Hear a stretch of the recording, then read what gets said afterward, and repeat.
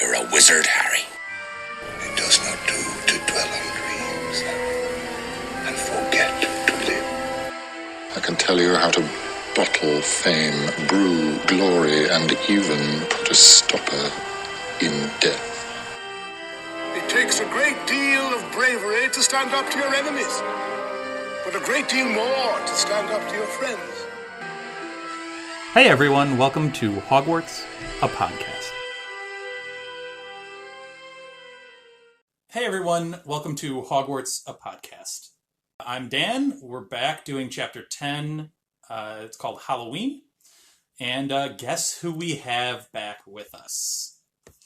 Hi, Anna's back. She's returning from the first 5 chapters to talk some Harry Potter, so that this is awesome. She's got some thoughts on some of the other episodes that we've had. She's listened to all of them. Of course I have. It's very, very exciting. It was great.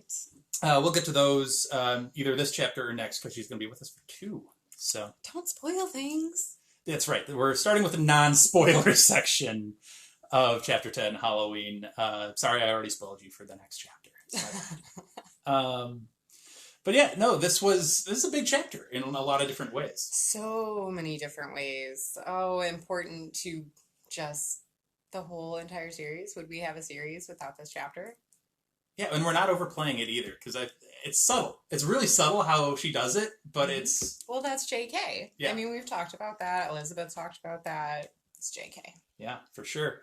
So the chapter kind of starts out with, I guess one could say it's kind of a random act of kindness kind of thing, but necessary, considering he doesn't exactly want to use one of the school brooms that he was flying on during the flying lessons. He couldn't. There would be no point to him being Seeker if he was going to use... It'd be rough. It'd be rough. And we know just from that interaction of her kind of scooping him up from that flying lesson, just what kind of Quidditch fan McGonagall is. Yes, exactly. So, she's going to be darned if her Seeker for her house has an inadequate broom to fly on. Well, you and Elizabeth were talking a lot about how Snape favors, the Slytherins, and obviously he does. I feel like this is the one time McGonagall favors her students. It's like she is going to do what she's got to do for Gryffindor to have a good Quidditch team. She was so excited that she found a Seeker. As she should be.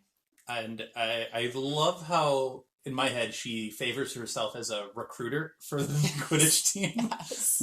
Like, that's her own person. Like, not a coach, per se. To the but point like that she pulls Wood out of class to talk to him about it. Yeah. Like, that's, She's like, nope, I'm using every ounce of potential power I have here to kind of sway it. But I also like how, and that's, the note that comes with it. We learn it's McGonagall that gifts it. But I love this idea that a long, thin package comes in and no one knows what it is. Like, what else could it possibly be? Maybe, it wasn't actually, wrapped like a broom. Maybe it was just, you couldn't tell that the handle was there. It's just a rectangular box. Maybe.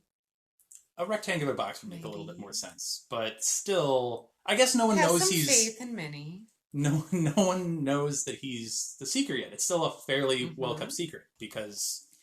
Wood wanted to keep it low-key so no one knew. And McGonagall doesn't want everybody clamoring for a new Nimbus 2000. Right. And she even says in the note, hey, don't open this here. It's not exactly a common thing.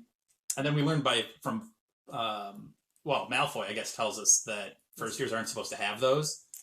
No, they mentioned that in the school list. We already knew that. Okay. Yeah. So, Malfoy brings it up here when he tries to tattle on Harry to Flitwick, and Flitwick's like, oh yeah, I heard about that. Right. Yes. Which is so great. Malfoy deserves every slap in the face he can get. It's such a childish tattletale kind of technique that he uses, which makes sense because he's 11. But true. But that's also just sort of where Draco is at. He's this rich, only child. He probably only knows how to tattle on people and get childish revenge. I wonder if it's just a writing technique, because you're identifying... Again, this book was written very much towards a younger audience. Yes, yeah. So is it a way Which on this reread has really struck out to me a little bit more, that this is definitely written for a younger audience than the later books. Oh, for sure. And it just kind of gives me this sense that she was writing to that kind of audience to get those kind of like, oh, I've been there before, or I'm there now, or whatever. I've been there, done that kind of thing. Maybe even trying to send out the message, hey, don't be this childish, don't be that tattletale, like Draco. She sends a lot of messages, and we'll get into this a little bit later, too. Skipping ahead in our own notes. But she kind of has that writing style early on of just really putting certain characters in corners of like, wow, you don't like Malfoy already because he's kind of a snobby tattletale who hates pretty much every character you like. So there's that. And then, we'll get into it a little bit later, but she also paints Hermione in a very vivid picture. She paints Ron in a very vivid picture, especially in this chapter, which we'll get to in a second. Yeah. But before we get there, we'll round out our Quidditch kind of conversation. Wood drops some awesome Quidditch knowledge on all of us, some of which, if you're a Harry Potter fan, you've been around the series, you know very well, like the actual positions, how many there are, the general, how the game goes. But then he drops into some like background information, which, for example, no one at Hogwarts has ever been killed by a bludger. Which at Hogwarts. Right, he qualifies at Hogwarts. Which is honestly shocking to me because it's a horribly dangerous game. It is horribly. Just the idea of the bludgers in general. How is like multiple people not sent off the Quidditch pitch with concussions from bludgers every game? I don't. Yeah, no, for sure. Like, I think I identify with Harry in this kind of conversation where he's just like, I'm sorry, what? Like, wait, go back. How is this not a you're handing me a bat right now? Why? I'm already flying many feet above the ground. Now you're telling me these things are literally to take my head off? Awesome. That's cool. And now with me working, like, my actual day job is dealing with sports and sports injuries. Yes. So this Quidditch blows my mind in a bunch of different ways. But would you want to be an athletic trainer for a Quidditch game, or is that just kind of your worst nightmare? Actually, okay, we'll go into this now. I actually have a story about Quidditch. Oh, okay. I do. So my first job, I was working in a physician's office, right? And I was seeing injuries before the doctors came and saw them. So one of our injured people that came into the clinic that day was a Quidditch player from Ball State, because Quidditch is an actual club sport in most places. Yeah, I was almost going to be on Marquette's team. There you go. So he comes in and he injured his finger trying to catch the quaffle. Yes. So the quaffle like jammed his finger. I'm like, okay, well, we'll get an x-ray and we'll see how bad it is, and whatever. And x-ray comes back and it's bad. He broke it badly. Not just a break. He broke it very badly. Aww. And we had to break the news to him that he would be out for the Quidditch World Cup because Ball State had qualified that year. Oh, so we actually held a Quidditch player out at the Quidditch World Cup. So there's that. So that's my Quidditch story. But yes, I do want to be an athletic trainer that volunteers because I'm not going to get paid for this. No, you're not. No, you're not. But I would totally volunteer to work a Quidditch game because it's fascinating. If you see it in live action in the real world, it's unique. You might have seen it in the movie. They actually played a game of Quidditch. Oh, it was a Vince Vaughn, Owen Wilson movie.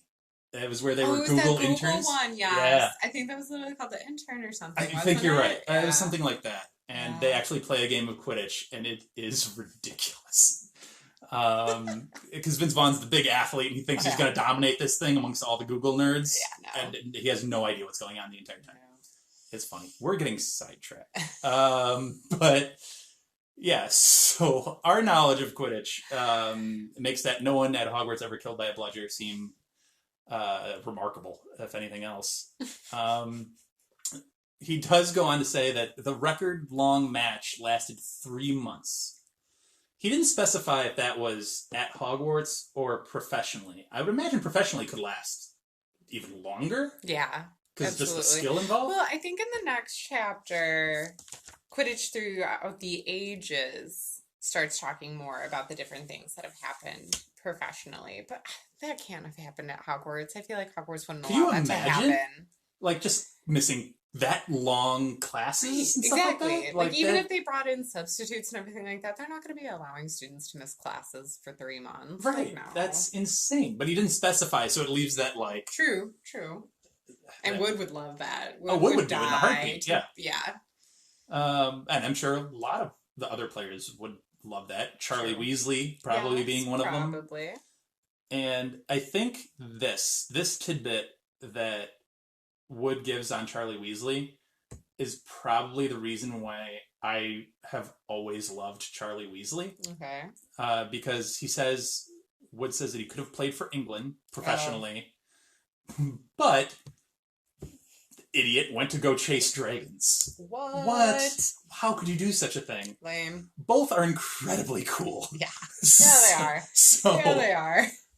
So I think that always like connected with again, I read this right when I was around 11, and I had my dreams of playing professional basketball at the time, which Wood doesn't even know exists, crushes my soul. But I had my dreams of playing professional sports, and here's Charlie Weasley, could have played for England. Nope, I'm going to go chase some dragons around, and I'm like, that's so cool. I mean, everybody's dreams are different. So cool. That tidbit is probably the origin of my love of Charlie Weasley, but whatever. I know Anna has a different opinion on the Weasleys. I know her favorite. I never said that. I just like Charlie. I think we both know I got really upset with you when you tried to say Charlie was the oldest. Thank you for correcting that via Twitter. Yes. Guys, I actually middle named him. I was so upset. But, yeah. She really did. She called me out hard for that. But yeah, I've again, this is probably, we don't know much about Bill at this point in time. We know he works for Gringotts, and it's been mentioned that he's working overseas. Yes. I think he was working I think they just said Africa at this time. Yes. So, yeah, we know that, which is cool. It's very cool. It is. But we've gotten a little bit more tidbits on Charlie. That's true. So true. Probably the most tidbits we ever get. Yeah. Yeah, really. But, yeah, so it's just very interesting to hear Oliver Wood kind of sift through some of the Quidditch background. Definitely. Always interesting. And again, me with my athletics background, I love it. So, I do have a question for you. Ooh, bring it on. Charms lesson. Yes. I think I can call it the famous Charms lesson because the movies have made a lot out of this lesson. Most definitely. Just memes on top of memes on top of memes. Oh, yeah. But the question I have is, Flitwick describes the wording of spells and stuff like that. Mm-hmm. And he references a wizard Barufio. Yes, he does. But wizard is capitalized W. It is, yeah. That's a proper noun. Elizabeth can check me on this. I believe that's a proper noun when you capitalize it. Yes, so yes, it is that a title? Wizard is a title, or is it his first name? Like, what's going on there? Oh, I've never even thought about it being his first name. It's gotta be one of the two, right? I guess I did always think of it as, like... A title? I always more kind of thought of it as, like, Flitwick giving a title to this, like, single name. You know, like, in history, I feel like a lot of famous, like, people are usually just known by their first name, you know, like Beowulf. So I always kind of thought of it as, like, Flitwick having, like, a teaching moment, being like, Wizard Barufio, just to, like, give him, you know, more of a name for his young students. So, yes, I always thought of it as more of a title that Flitwick himself was giving. Just weird, considering, School for Witchcraft and Wizardry is in your literal... Like, literally every male is just inherently given that. Yeah. So why capitalize it was just my question. I don't know. And maybe that's a question for JK that I don't... Probably only JK can answer that question. I just read it. I'm like, why is that capitalized? Why is it even said, I guess? But especially the capitalization. Yeah, no, wizard in general. Maybe you're right. Maybe it's his first name. Maybe that's how the term wizard came into being. There you go. There's a curveball that I didn't think of. Okay. All right. Well, if you have any insight on that, please let us know. But yeah, I just found it really odd before we get into the whole magic of charms. And this is obviously where the spell Wingardium Leviosa. Swish and flick. Yes, which I have in quotation marks in my outline because you just can't have mentioned this without the swish and flick. There's so much about this scene that you can't not mention. Leviosa, not Leviosa. Yes, and so the pairings, Ron and Hermione get paired, and they've obviously been very antagonistic towards each other this entire time, so clearly they're getting paired again. Yeah. Harry dodged Neville's looks I know. to that avoid was so Neville. Sad. And ends up getting paired with Seamus, no H. And Seamus with an H. thank you. I was waiting to Thanks drop for that in. that. Yeah, you're welcome. That's an inside joke between us. That's fine. But Harry partners with Seamus. And Seamus lights his feather on fire after prodding it because it wouldn't actually float. And Harry put it out with his hat, which, like, let's go back. None of us ever actually imagined these characters wearing wizards' hats, Correct. do we? Yeah, Nope, okay, good. I've Just making never- sure we're all on the same page. Just like Dumbledore's buckled boots. Oh, your buckled boots obsession. I forgot about that. Nope. This is probably where I should just mention we haven't had Diggle in like several chapters now. Spoiler alert, nor will we for a little bit either. Yeah. Sorry for that. In the non-spoiler section. Dan. I'm sorry. We talked about it before. Anyway, but yeah, you had those interesting pairings and them avoiding Neville at all costs for like the first time, really. Breaking up that foursome for the first time. Yeah, true. But yeah, so after this lesson and Hermione kind of schooling Ron on how to A, say the spell, and B, how to actually Big time. actually do the spell. And Ron doesn't take stuff like that well. No, he has a very sensitive inferiority complex, which is you touched deep-seated. on. You and Sammy touched on really well. Yeah, it's a very deep-seated thing that goes back with his family. Obviously, we mentioned Charlie's very talented. We just mentioned Bill is very talented. Now he's Harry Potter's best friend. The twins are obviously very talented and well-liked, very popular. It's very hard to be Ron. Which is why I love him. But we get into, Hermione has been painted as this. I think every time she's mentioned, JK almost follows up whatever she's doing with bossy tone. Yep, absolutely. Like almost every single time. Yeah. So she's painting a very vivid picture of Hermione right now, and it's not favorable. No, it's not.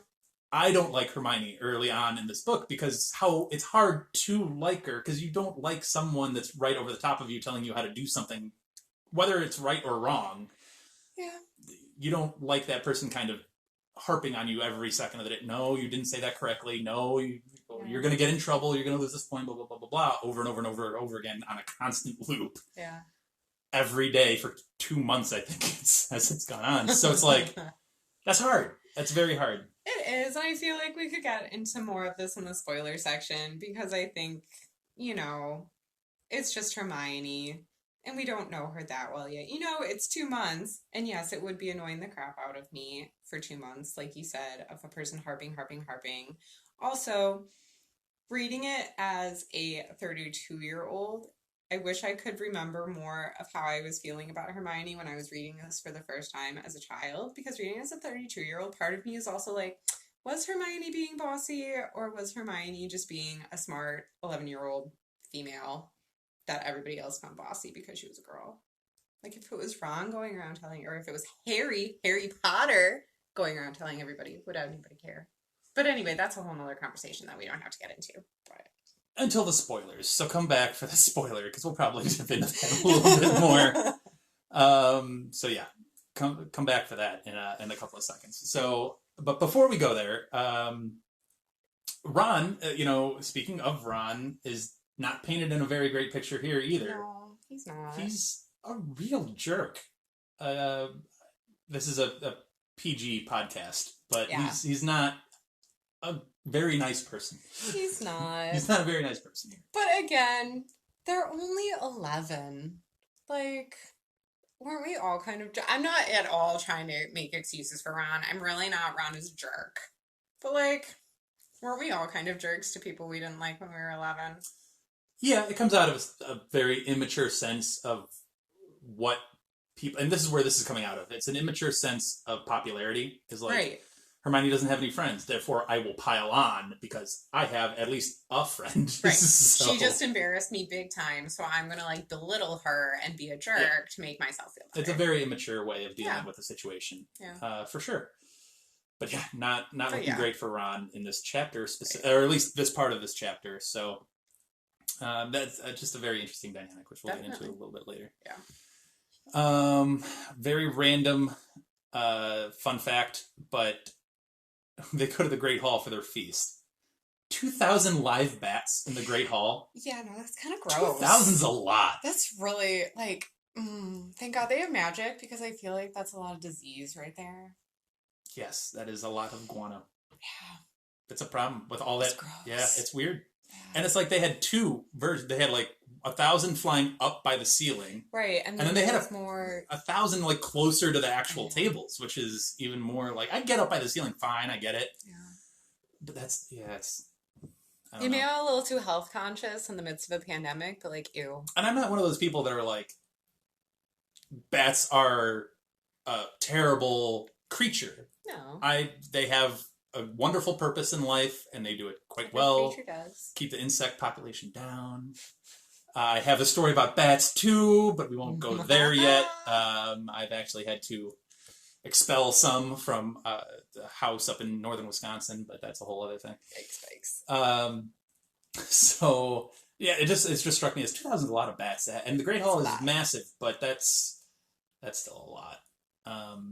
But then we get Professor Quirrell stammering into the Great Hall. Go. And, this is another one where the movies have a very different take from this scene from the book. Because in the movies, all I can remember is Quirrell screaming into the Great Hall, "Trolls in the dungeon!" That whole, Thought you ought to know. Yeah. And then, and the "thought you ought to know" is him, collapsing. Here, he just, collapses, and I just took note, no exclamation point, just a period, just "trolls in the dungeon." Really? Yeah. There was no... Nope. Troll in the dungeon, thought you ought to know, and collapses. We're double checking, listeners. We're checking Dan. She's double checking. It is a rare feat when she double checks me on something, and I'm actually right. This might be maybe the second time ever that. Oh my God, you guys, he's right. Yeah, see? I hate it when he's right. Yep, it happens from time to time. Yeah, it's very anticlimactic, really. Yeah, a little bit. So it just surprised me because it's a very stark contrast between the movie and the book. But so he does, say "Troll in the Dungeon," which, by the way, is a great trivia name. Don't steal it. It's ours. We've copyrighted it. Yes, absolutely. Our specific groups. If you want to use that name, then come with us to trivia and be part of our team. Woo! That's where we're going with it. But "Troll in the Dungeon" or "Trolls in the Dungeon," however which way you want to do it. Great trivia name. We've won some trivia matches with that name. Yeah, we have. So we're keeping it. So anyway, big uproar. People are clamoring out of the Great Hall, trying to get to the safety of their actual Percy Weasley common is rooms. in his element. Yes, Prefect Percy, or Percy the Prefect. That's it. Percy the Prefect is leading as best as he can, except loses 2 students, and doesn't even know the third one's not even there. So that's great job, Percy. But he just loves bossing people around, and that he does well. So, but he loses Harry and Ron to go fetch Hermione. And the encounter with the troll in the bathroom. It's so good. It's so good, and here's my thing on the troll. It's a troll, right? Yep. Then they say it's not the smartest creature to encounter. Mm-hmm. Granted, it's big and it's strong and it can do damage, but you can outsmart it fairly easily. Why are any of the teachers really perturbed by this? You think any of the teachers would be like, okay, which one? You got this? I could get it, I guess. Any of them should be able to knock this out fairly simply, right? Yeah, I mean, I guess I've never thought of it that way. It could also do, because of its size and its big old club, it could do a lot of damage to the castle before the teachers even find it, which I guess with magic is easy enough to fix. Right.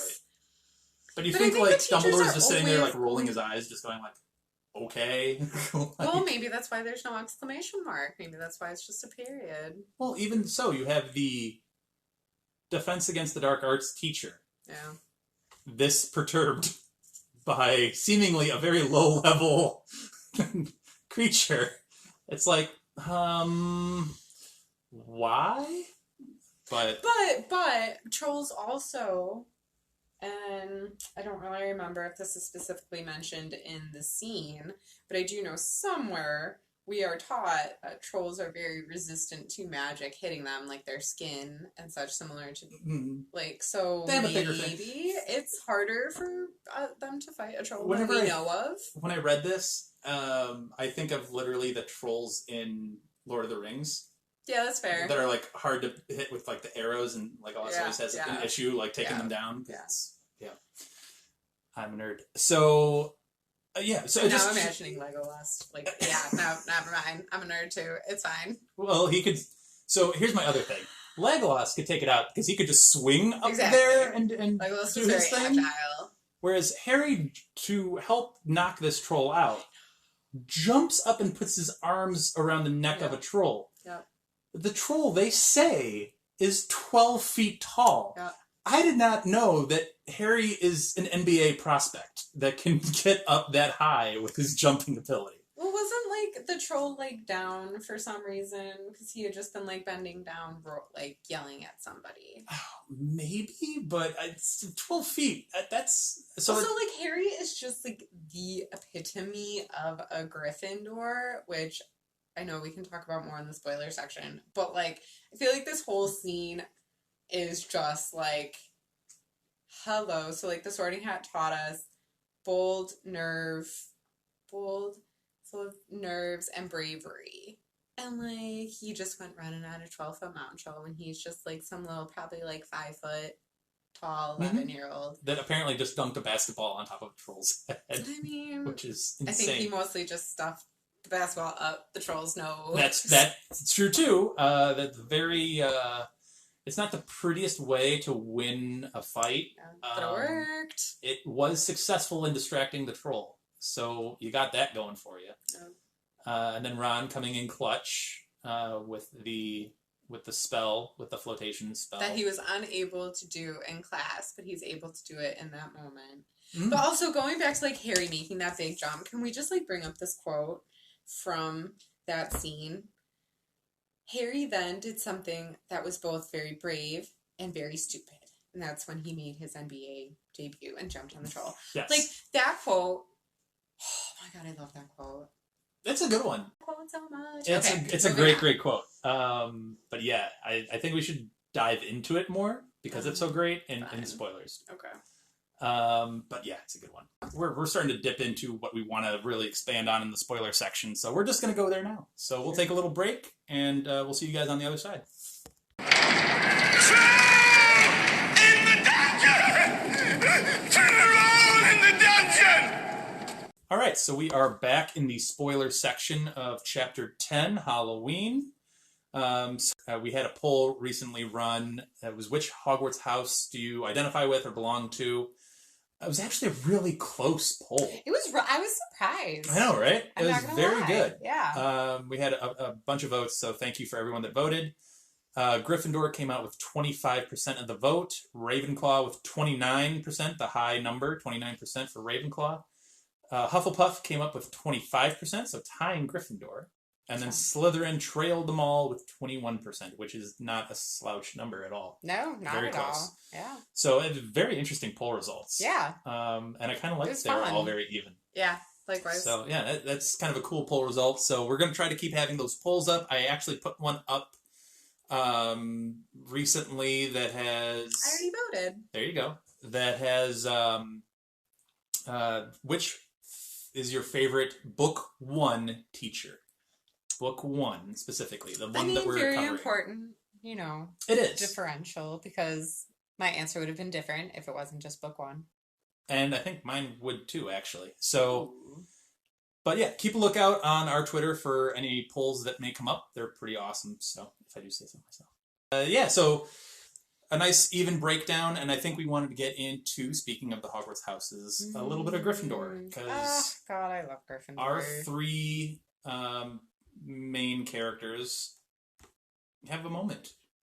Yeah, they're almost, well, not their personal defining moment, but possibly the defining moment of their friendship. I mean, like I said earlier in the non-spoiler section, I just feel like this whole troll scene is the epitome of Ron and Harry being a Gryffindor, and Hermione still shows some bravery Gryffindor traits.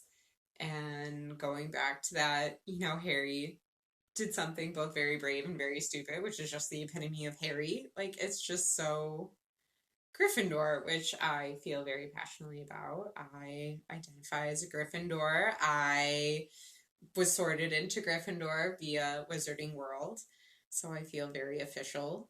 But yeah.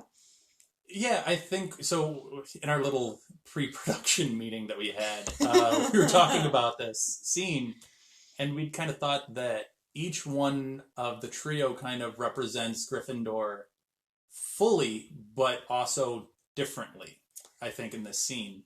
Definitely. And then we stopped it right there because we're like, nope, we have to record when we talk about this.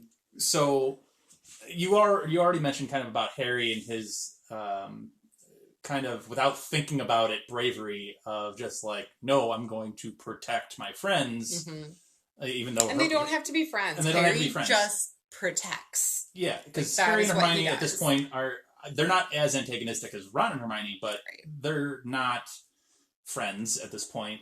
They're not friendly necessarily. So for him to just kind of go out of his way to protect in a very dangerous situation kind of represents that bravery, that daring part of Gryffindor for sure, wholeheartedly. Well, and I think it also goes back to a part of Gryffindor that maybe sometimes get overlooked. And this is, me maybe having gotten overly upset as a Gryffindor towards a previous podcast guest you had said Gryffindor only entered into the final battle of Hogwarts for the glory. Yeah. Ooh, she's getting upset. So I feel all sorts of ways about that. And like Gryffindor isn't brave for the glory. Like Colin Creevey wouldn't have come back to the Battle of Hogwarts and like snuck back in and died secretly for the glory. He got no glory there. So that's not what it's about. Anyway, I'm going on a tangent and I lost my point. Well, sorry. I want to respond to that tangent, actually. Okay. If you don't mind. No, go for it. Because, this is a friendly conversation. We can talk Harry Potter. We can throw some stuff around. It's all good. This is nothing new to Anna and I discussing almost anything, actually. So, so if I were to respond to that, I would say that we've talked on the podcast about all of the houses and about all of their qualities. And we've talked about them in generally the light that the Sorting Hat would talk about them, generally positive. Yeah. All of the positive traits and qualities and why you would want to be a part of this house. Well, nothing is all positive. Of course not. Every house has, I don't want to say dark side. Dark side is not the right word, but like more negative traits associated with it as well. So Gryffindor specifically, if we're getting down to it, other houses would describe Gryffindors as brave. Sure. They might also describe them as a little arrogant, a little cocky, a little brash, a little too aggressive for their liking. Thinking more with brawn than brain sometimes. More brawn than brain sometimes. So there are some negative qualities. And to each of the houses. You can go through each one and I'm not trying nitpick. to deny that. So I think that's where that came out of is, did every Gryffindor act for the glory? No. Could some have? Sure, and I don't think think that's out of the realm of possibility Yeah. to kind of consider. And it's Gryffindor as a whole. There are certainly Gryffindors out there that are very full of Ron themselves. himself sometimes does a lot of brave things for the glory because he does want to finally outshine his brothers and overcome a lot of the insecurities we've talked about. You know, even some of the best of the Gryffindors succumb to that negative, more not great side of the Gryffindor characteristics. I mean, even you take that quote as Harry's brave and stupid. Right. And you're like, that's the epitome of Gryffindor. And it can be the epitome of Gryffindor. Absolutely. And to circle it back to the chapter, that's even what even got me thinking about it. Is like, Harry did some brave and stupid things because at the end of the day, Hermione being in such extreme danger is kind of Harry and Ron's fault. Like, Ron was a jerk, so Hermione wasn't at the feast and is crying in a bathroom. Then Harry and Ron locked the troll in the dungeon in the girls' bathroom with Hermione because they didn't pay attention to where they were. And so, like, Harry takes on that responsibility and acts bravely because he's not just going to, like, shirk and just, like, disregard the fact that, like, hey, my quote-unquote brave actions of locking the troll in the bathroom brought on, like, I'm not going to shirk the fact that consequences happened that were bad. I just put Hermione in a ton of danger. So I'm going to take responsibility and I'm going to go do some really stupid but brave things to help her. And that, in my mind, is what I always think of as a Gryffindor. But it's an interesting dynamic because I think we're having these house conversations in book one.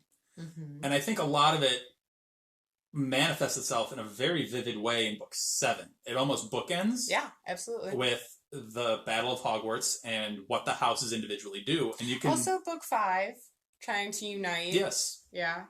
Yeah, for sure. So, I mean, she spotlights it a couple of bits, but in the brave and stupid kind of conversation with Gryffindor, it's like, so you have, at that end, we're going to slide Slytherin to the side for a second, because that was a interesting ending for Slytherin. But, but the 3 other houses, they all have interesting moments, and you see most people neglect Hufflepuff. You have slandered Hufflepuff before. I have slandered Hufflepuff, and I know that. I'm the first to admit that they don't always necessarily deserve the slander that I give. So they're seeming to be like that group that stepped up beside Gryffindor. Yeah, absolutely. They had the second most number of people in the Correct. final battle. Now, why is that? I'm a Ravenclaw first. I've always considered myself a Ravenclaw. Lately, I've drifted more towards the Hufflepuff side, and we've talked about that for other reasons. But the Ravenclaw side of me, I'm proud to be associated with that house. Ravenclaw has a lot of distinguishing characteristics that make them great. But to that point in that final battle, them and Gryffindor really conflict, because yes, they're both wanting to defend Hogwarts, but then you get down into is it a smart bet right now to do this? Mm-hmm. Is this really the right moment to stand? Because statistically, we are way outnumbered. We are way behind the sticks right now. We're literally clustered into a great hall. This is all we got left. Is this really where we want to make our push? And Gryffindor's like, how can you even begin to question this? It's because there's a whole bunch of murderous people outside this castle willing to kill us without a second thought. And Gryffindor's just like, whatever, man, we're doing it. And it's like, really interesting because me and one of my very closest friends from Marquette have this conversation a lot. We like to sort our friends into different houses, and we always go back to the final battle. And she identifies as Slytherin, but she does agree that she would fight in the Battle of Hogwarts, but she would be like up in a tower, safe away from the main battle, strategically, logically battling it out, which I feel like is very Ravenclaw-esque battle plan. Mm-hmm. And we always talk about how I would be the one like running out into the middle of the fight and being a complete idiot and unsafe and like fighting that frontline battle. I'd probably be somewhere in between the two. And so, but I think that like brings back your point, like, you know, Ravenclaw is not unbrave. They're not cowards or anything. They're just thinking through the situation, looking at more analytically and going, what the hell are we doing? Which is probably why they have the least amount. Well, again, we put Slytherin to the side. They have the fewest number of house people who stayed to fight in the Still battle. a significant number. They still had a good amount just to defend Ravenclaw. Not as much as the other two. Yeah. But they still had They representatives. And playing an important role. So, yeah, well, obviously. So, let's not completely... I'd want to fight with Ravenclaws, for sure. Yeah, you'd think, right? They'd be pretty good. I mean, for goodness sake, Flitwick was a beast in that battle. For sure. Absolutely, yeah. But anyway, I digress on that. We're getting all over the place with this. I'm sorry. It's a great conversation. Hope you guys are enjoying it as much as Anna and I are enjoying it. We're getting fired up. It's great. It's a window into our friendship and the debates that we have on a regular basis. But before we wrap up the spoiler section, there was a quote that really jumped out to both of us that I think, and this is the first time it's really jumped out to me on one of these reads. I don't know if that's the case for you or if it jumps out every time, but... I wouldn't say it jumps out the same amount every time, but it's definitely not the first time I've taken notice how poignant it is. Yeah, and it's... JK does this thing where she just throws things away. Like, it's just a boom, dropping it and moving on. Yeah. And it's just, it hits you in a certain way. And the quote that I'm referencing is, "From that moment on, Hermione Granger became their friend. And then shortly thereafter, there are some things you can't share without ending up liking each other." And I think that's such a profound statement to end a chapter with. For sure. And again, she ends a chapter with it. So it's almost like, boom, and moving on. Right. Well, and don't you remember reading them for the first time, and like you would finish a chapter and you'd have to sit there for a minute before you moved on to the next chapter and just like... There's two ways of reading these books. There's that way, which is a very legitimate way to do it, or there's the... Oh my gosh, I need to get to the next part. Which I think depends on what the chapter that you're finishing is. Absolutely. But this quote just hits on so many levels. Right. Like personally, emotionally, but also for the characters and for the series. Right. It's a defining moment in the whole absolutely. Series. Which is what we talked about in the non-spoilers. Like, this is a defining chapter for this. Because, again, I said it in the non-spoiler, and I will say it again. Would we have a series if... this scene hadn't happened? Would Harry, Ron, and Hermione become friends? Would Harry and Ron survive without Hermione as their friend? The answer to that is no. Exactly. Which they acknowledge at some point. It was like, for sure. He would be so messed up. Ron is the one to acknowledge it, too. Like Ron and Hermione, I love Ron and Hermione. I know there's a lot of different shippers out there, but I'm a diehard. I will fight you. Ron and Hermione belong together all the way. I will go to the mattresses. Absolutely, I will. But, yeah. It's an interesting relationship that develops because, obviously, JK has... And remind me, I might be wrong on this, but I feel like JK herself was wavering between Harry, Hermione, Ron, and Hermione. It wasn't like a from the get-go thing. No. So what JK has said is that as she was writing the series, she always knew it was going to be Ron and Hermione endgame, Harry, Ginny endgame. Since she has finished this series and, grown, I guess, as a human, as we do, she looks back on it and says it's more realistic for Harry and Hermione have to, she, I guess, disagrees with herself and her original plan. I mean... Ron and Hermione are very, they're opposites in a lot of different ways. Right. But don't you think they need each other to, balance out their opposites? They do. That's how I feel. They do. I mean, they're both reality checks in different ways. Right. Would we even like Hermione? In the very next chapter, it stated, Hermione is the nicer, she started to bend rules. She wasn't as much of a rule follower, and she's the nicer for it.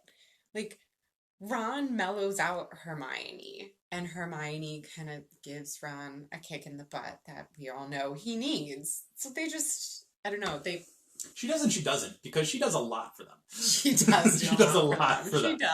She does. And Ron mostly. I think Ron mostly takes it. But Harry does too, but he also gets those moments where he gets a self kick in the butt of like, no, I need to be better at this. Yeah. Hermione, how you help me, but he's taking the initiative. Harry also grew up with the Dursleys. He's had to be more self-reliant than Ron has. Like, Ron might have some insecurities within his family, but he also was surrounded by a very loving family.